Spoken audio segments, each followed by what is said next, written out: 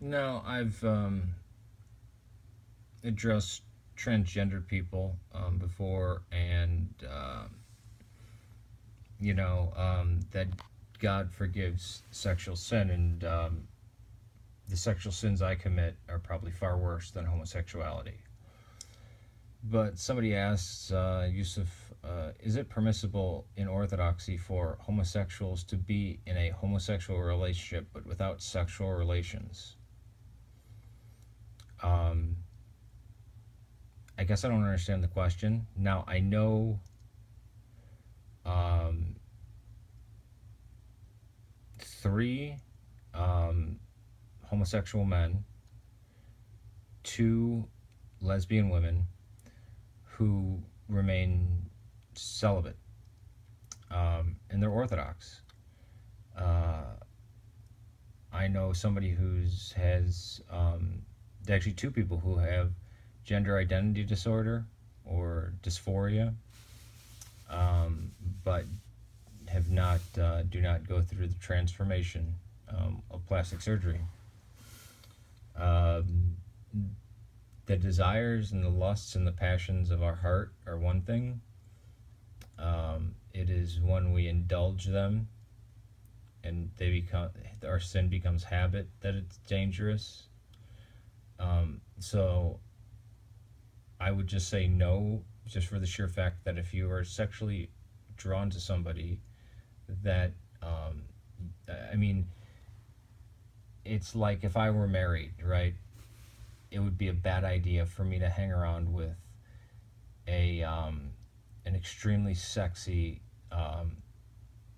Brazilian woman who's wearing next to nothing, and oh, by the way, she's also a porn actress and a nymphomaniac.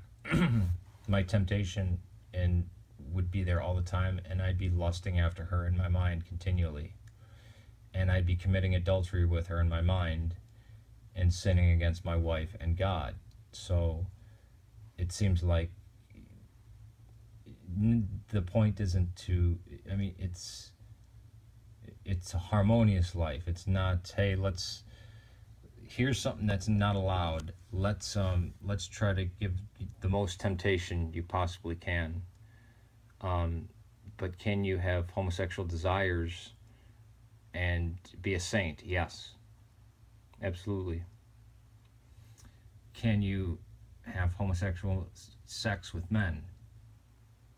Confess your sin and be completely forgiven, and do it again and go to confession and be completely forgiven. Absolutely.